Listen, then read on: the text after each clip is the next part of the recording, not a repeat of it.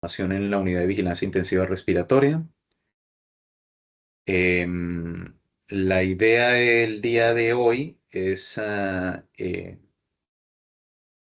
hacer una revisión sobre lo que es la terapia eléctrica en reanimación cardiopulmonar, considerando que las guías han cambiado recientemente. Si bien es cierto que hay algunos cambios también en la parte, digamos, eléctrica del manejo, pues hay cosas que no han cambiado. Así que les mencionaré cuáles son los cambios. Tendré la obligación también de mencionar otras cosas que no son directamente de la terapia eléctrica bueno, para que puedan entender el porqué y ya está. ¿De acuerdo? Entonces, alguien que por favor me confirme si ven bien la pantalla. Se ve ¿Nothing? bien, Jason. Sí, Se se ve ve bien. bien. Sí, se Vale, ve bien. perfecto. Y me oyen bien por lo visto. Vale, pues venga, Jason. vamos a ello. Vale, a ver, la parada cardíaca, o sea, vuelvo y repito, mencionaré algunas cosas simple y llanamente para dar el contexto de lo que es la terapia eléctrica. La parada cardíaca extrahospitalaria en Europa tiene una incidencia anual de 55 por cada 100.000 habitantes, que eso no es despreciable. En promedio, la edad media de la gente que se para son unos 67 años, más o menos 17. Sigue siendo los hombres los que más paradas extrahospitalarias tienen, que es un 65%. Y esas paradas ocurren el 70% de las veces en la casa o en algún sitio que es de ubicación privada. Y el ritmo desfibrilable solamente va a ser en el 20% de los casos. Luego, hay una variabilidad evidente en la respuesta europea tiene que ver con la oportunidad y que tiene que ver con la manera en que están organizados los sistemas de emergencia y con el dinero, y eso es evidente. De manera que la supervivencia global en Europa es de un 7,5%, pero va desde un rango del 3,1 hasta el 35% en tesis. Como les digo, hay varios factores que lo determinan. Ahora, ¿qué ocurre con la parada cardiorrespiratoria presenciada por testigos? Eso ocurre en el 58% de los casos. Hay una variación y también se ha visto que hay una mejoría de la supervivencia en la medida en que la población general está entrenada para hacer RCP básica, de manera que en los países nórdicos la supervivencia es mayor por ese motivo.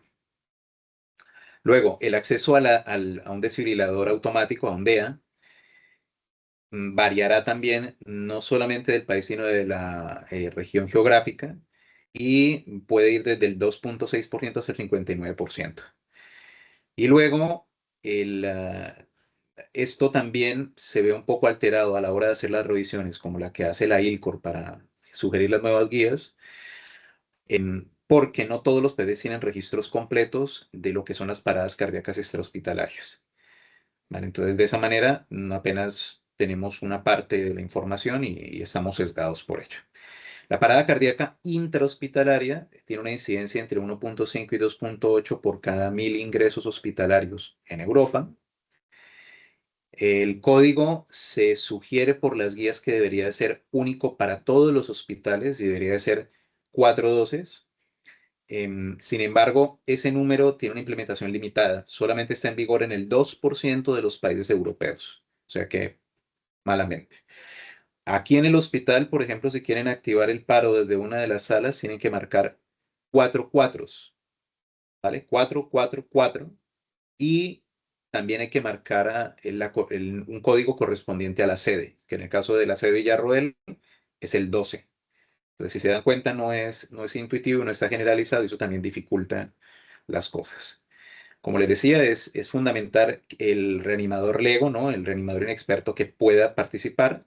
Entonces, de hecho, se habla ya en las guías ya desde hace un tiempo, pero aquí lo refuerzan más, lo de Kids Save Lives, que desde los 4 años los niños deberían empezar a aprender la reanimación, sobre todo el paso de comprobar y llamar, ¿vale? Es fundamental.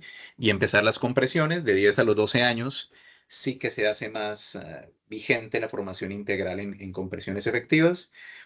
Ya de 13 a 14 años, lo que es la ventilación del paciente, bueno, la respiración boca a boca y el uso del desfibrilador automático. Y cada niño debería enseñar a 10 personas más usando kits de entrenamiento. Entonces, esto debería de ser el deber ser de toda la población, deberíamos de saber hacer reanimación al menos básica. La cadena de supervivencia se ha simplificado un poco para reforzar algo importante que es el segundo eslabón. Es fundamental cada uno de los eslabones, desde el reconocimiento precoz hasta lo que es la supervivencia y la recuperación, pero el eslabón 2 se ha combinado para reforzar el hecho de que hay que hacer RC precoz, pero también hay que hacer una desfibrilación precoz. ¿Vale? Eso es fundamental pues, para preservar el cerebro y reiniciar el corazón. De manera que, si ven ahora en el segundo dibujito, ya se ve, o en el segundo eslabón, se ve a alguien comprimiendo y al lado alguien con un DEA. De manera que en el soporte vital básico, que tiene estas fases, si se dan cuenta, lo primero es cuando se dice aprenda a reconocer una parada cardíaca. Eso ha cambiado un poco respecto a la guía del 2021, de manera que ahora no es necesario realmente que yo compruebe el ritmo, sino que ante la duda de si el paciente está en paro, debo empezar a reanimar y rápidamente avisar, ¿vale? De manera que hay tres pasos, es lo que llaman los tres pasos para salvar una vida. Compruebe, lo primero que hay que hacer es mirar que el sitio sea seguro, verificar si el paciente está en estado, si está consciente o no, ¿vale? Que se trata de llamarlo y demás. El mire, escuche y sienta, pues está bien si uno realmente lo sabe hacer. Puede mirar, escuchar y sentir a ver si el paciente respira. Ocurre en la calle y llamar inmediatamente al 112 e iniciar las compresiones. Y tan pronto esté disponible un DEA, si el ritmo es un ritmo desfibrilable, o sea, hay que ponerlo lo más rápido posible y seguir las indicaciones que nos va a dar dando todo el tiempo el DEA. Algo importante es, si cree que nadie venga, va a venir a ayudarle porque está en un sitio lejano, lo que tendrá que hacer es en algún momento dejar a la víctima, que tiene que ser pronto, para avisar al sistema de emergencias, ¿vale? Pero hacer una reanimación uno solo, básica, sin tener en cuenta que va a llegar alguien, pues no tiene sentido. Y con eso el algoritmo es este que ven, lo que dijimos previamente, de cuáles son las fases. Ahí tienen un código QR porque han generado una aplicación para tener en todo momento las guías en el móvil. Y lo que les decía, hay que continuar la RCP, la calidad de la misma, bueno, del mal llamado masaje cardíaco, son compresiones torácicas iguales, con relación de 30 a 2, que deben deprimir entre 5 a 6 centímetros, no más el tórax y que permita la recuperación, que eso sigue igual, ¿vale? En la parte pediátrica, pues es 5 respiraciones de rescate y también una relación de 30 a 2, ¿vale? Esto en la parte básica, ¿de acuerdo? Aquí les muestro lo que es la parte, digamos, eléctrica, que sería inicialmente el DEA. El DEA, si se dan cuenta, en el gráfico de la izquierda tenemos la ubicación convencional y luego tenemos una ubicación antero-posterior. ¿Por qué? Porque en pacientes que tengan fibrilación ventricular o taquicardia ventricular refractaria, sobre todo fibrilación ventricular refractaria, lo que podríamos hacer después de 3 descargas, si no termina el paciente de saltar o de recuperar circulación espontánea, se podía probar colocar la ubicación de los parches antero y posterior. ¿De acuerdo? Eso es lo que se le llama cambio de vector eléctrico. Las guías recalcan mucho en esta ocasión que hay que ponerse a nivel del tórax del paciente, deben estar las rodillas para empezar las compresiones, que debe hacerse lo posible por no parar mientras colocan los parches y demás y mientras está cargando, hasta que no diga el DEA que hay que retirarse porque va a hacer la descarga, hay que seguir comprimiendo y tan pronto termine la descarga, hay que volver a comprimir. ¿De acuerdo?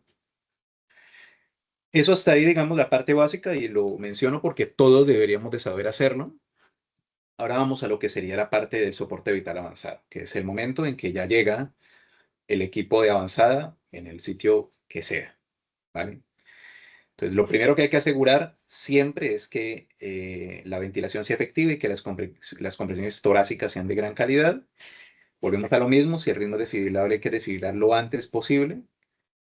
Los parches, lo que les digo, hay que ver que estén bien puestos. Ahora volvemos a mirar cuál es la posición de los mismos.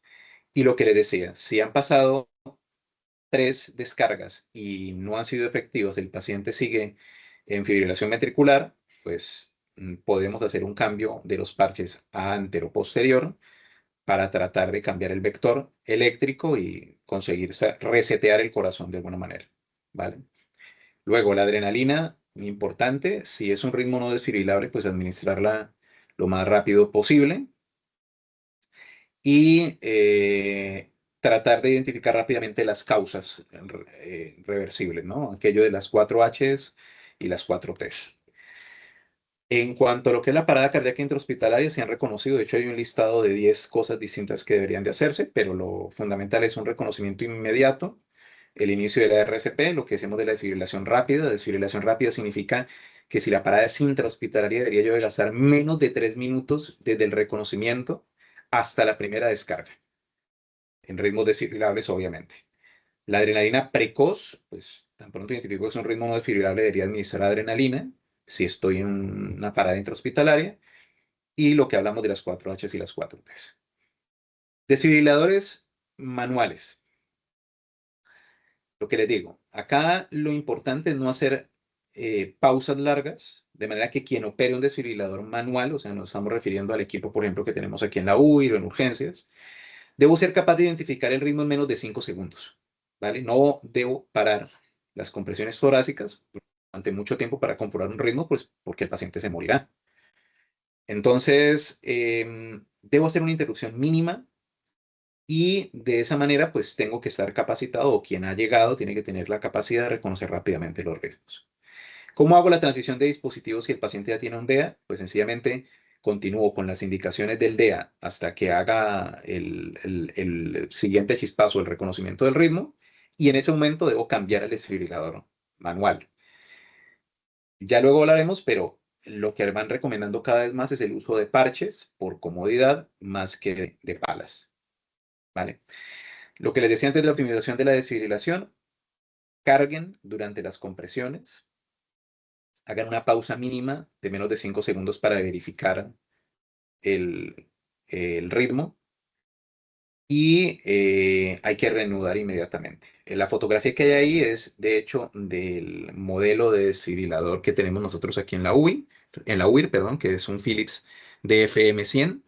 Ya luego les mostraré video de un poco de cómo funciona. Em, Hay una novedad en esta guía respecto a las anteriores y es la fibrilación ventricular de cualquier amplitud. Antes no se tenía claro cuando había una fibrilación ventricular fina de qué hacer, si lo desfibrilábamos o no, porque de pronto era un ritmo que era de asistolia. Lo que dice la nueva guía es, si tiene la duda de que puede ser una fibrilación ventricular fina, descargue. ¿De acuerdo? Hay que hacer la desfibrilación, pues porque si llega a ser una fibrilación ventricular, tiene más probabilidad de recuperar al paciente. Este es el algoritmo de soporte vital avanzado, por tanto, paciente que no responde y no respira con normalidad, inicio con presiones 32, conecto el desfibrilador, el monitor, aviso al SEM o si está aquí en el hospital, pues llamo al 444 y luego código 12, evalúo el ritmo mientras llega el equipo, luego llegará todo el equipo. Si ya estoy utilizando el DEA, pues miro si el ritmo, bueno, el DEA me avisará si el ritmo es desfibrilable o no desfibrilable, y de hecho él se encarga de decirme en voz alta cuál es toda la secuencia, pero si ya llega el equipo de avanzada, pues harán el cambio a un desfibrilador manual e irán mirando si el ritmo es desfibrilable o no. Si yo veo que es un ritmo que es desfibrilable, pues tengo que desfibrilar. Si veo que es un ritmo no desfibrilable, pues no voy a desfibrilar, pero trataré de administrar lo más rápido posible adrenalina. Entonces, la adrenalina se administra cada 3 a 5 minutos, ¿vale? En el caso del ritmo no desfibrilable, pues es fácil porque es cada 3 a 5 minutos y ya está. En el caso del desfibrilable, se administrará después de la tercera descarga. Y después de la tercera descarga será cada 3 a 5 minutos. ¿Vale? Y se debe reanudar inmediatamente las compresiones torácicas hasta que no haya recuperación de la circulación espontánea. Aquí algo importante, además de ir viendo cuáles son los signos de recuperación de circulación espontánea, dentro de ellos está el uso del capnógrafo. pidan que coloquen un camnógrafo para que puedan ver la calidad de la RCP y la recuperación de la circulación espontánea.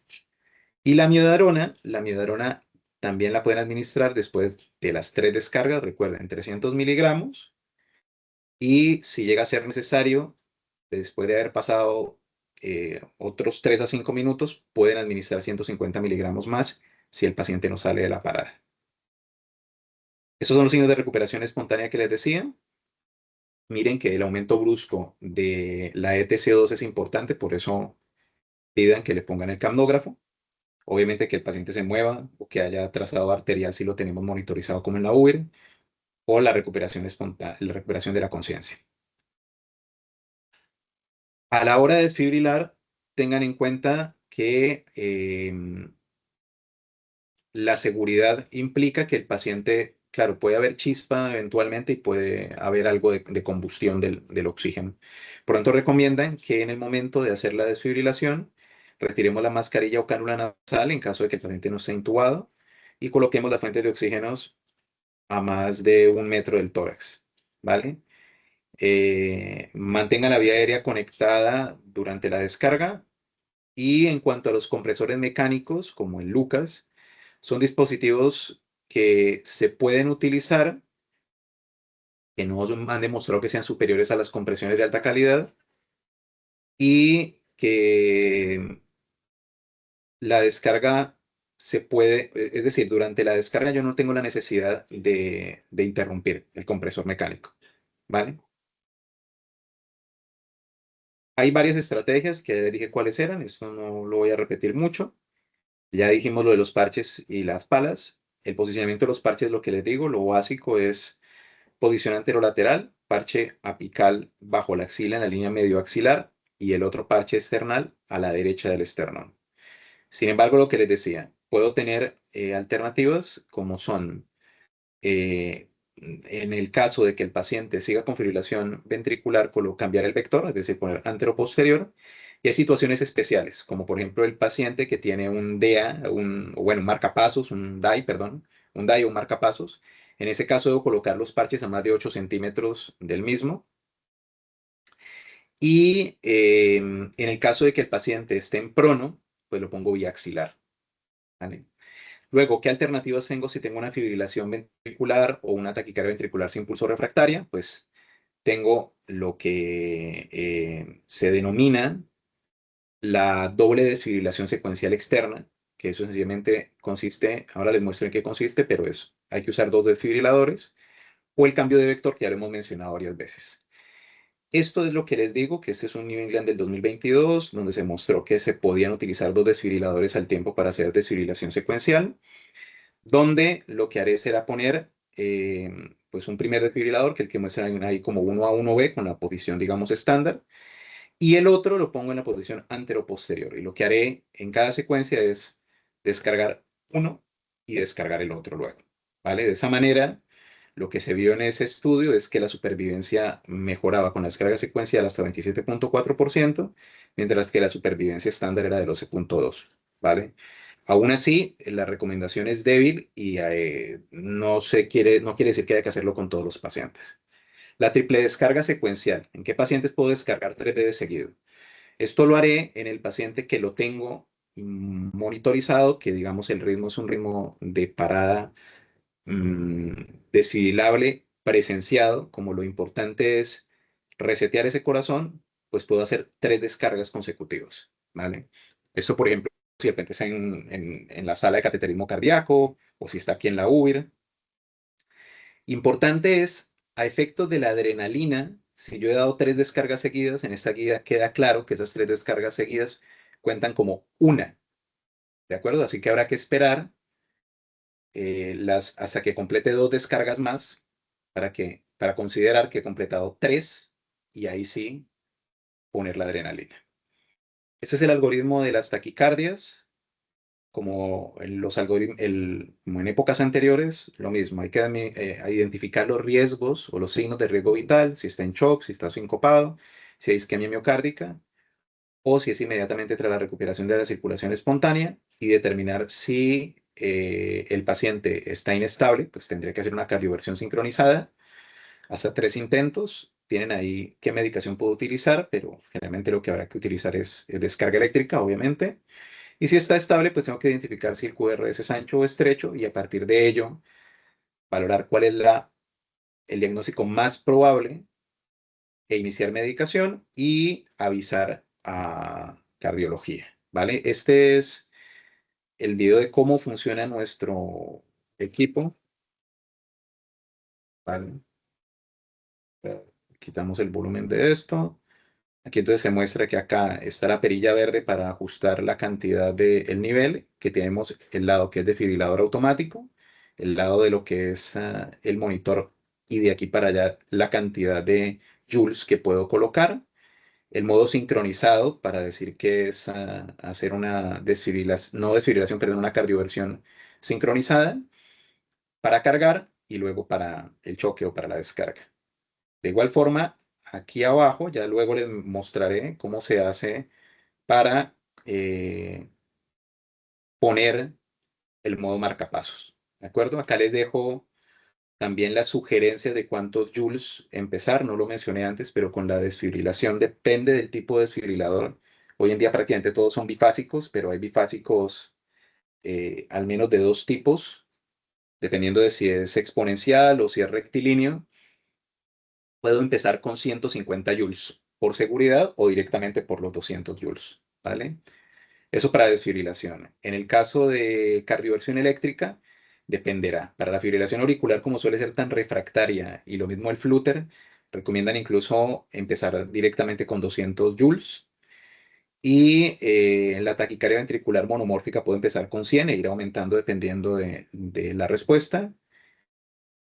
Y ya está. Esos son los medicamentos para que los tengan ahí a mano. Y en las bradicardias, pues un poco más de lo mismo. Identifico signos de riesgo vital. Si los tiene, empiezo con atropina, que puedo llegar a dar 3 atropinas de 500 microgramos. Eh, y tengo que valorar si el paciente tiene riesgo de asistolia. Si es así, pues debo pensar en colocar un marcapasos y el marcapasos, pues lo puedo colocar incluso desde el mismo aparato. ¿De acuerdo? Es un marcapasos externo. Obviamente avisaré al cardiólogo al mismo tiempo para que vayan pensando en colocar uno transyugular o uno definitivo. Acá si se dan cuenta está apagado, pero aquí está el modo marcapasos. Lo que haré es ponerlo en el modo marcapasos. Y luego aquí en la parte inferior del desfibrilador nos da la opción de programar lo que es la intensidad del marcapaso y la frecuencia del marcapasos. ¿De acuerdo? Está empezando y ya está. Esto es importante ponerlo en modo marcapasos porque si no, de lo contrario, no va a detectar. ¿Con qué puedo programar o cómo puedo programar? Puedo empezar, por ejemplo, con 70 latidos por minuto, luego lo puedo modular según la tensión arterial y puedo empezar con una técnica de 20 a 30 miliamperios e ir subiendo según la tolerancia del paciente. Tampoco es malo empezar directamente con 40, 60 y si veo que está chispando mucho, pues empezar a bajar. Inteligencia artificial y nuevas tecnologías. A fecha de hoy, las guías de la ILCOR y la RC no recomiendan el uso habitual de inteligencia artificial, pero sí que tenemos pues herramientas como por ejemplo el mapa para encontrar los desfibriladores en la ciudad o en las ciudades. Y tenemos las guías del 2025 que pueden descargarlas directamente y ya está. No sé si tienen preguntas, dudas. Tendrán muchas preguntas de muchas dudas. Yo les puedo decir que en la carpeta de UIResis tienen disponibles todo lo que son las guías en español y en inglés también, pero sobre todo para motivarlos están en español, del manejo de la parada cardiorrespiratoria en adultos y bueno, de todo lo que es el soporte tanto vital básico como avanzado. ¿Alguien quiere decir algo? Voy a dejar de compartir la pantalla y voy a dejar de grabar.